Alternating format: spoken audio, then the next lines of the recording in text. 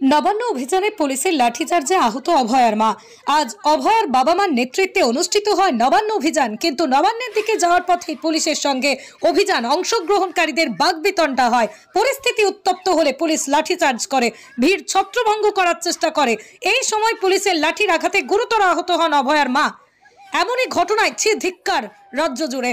নবান্ন অভিযানে পুলিশের লাঠিচার্জে মার খেতে হলো অভয়ার মাকে। বিচার তো পেলেনি না 1 বছর ধরে, উল্টে লাঠিচার্জে আহত অভয়ার মা। এই সময় পুলিশের লাঠির আঘাতে গুরুতর আহত হন অভয়ার মা, এমনটাই অভিযোগ জানালেন তিনি। মাসিমা নিরস্ত্রভাবে এসেছিলেন, কোনো রকম অস্ত্র নেই হাতে, তারপরে পুলিশের এই ব্যবহার, কি বলবেন? পুলিশ নির্লজ্জ পুলিশ, সেটা আমরা সেই 9 তারিখ দেখেছিলাম।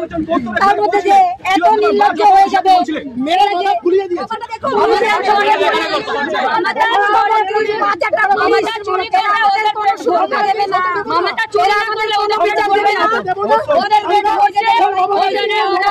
আপনি তো আহত হয়েছেন, এই অবস্থায় যাবেন নবান্ন পর্যন্ত? অবশ্যই যাবো।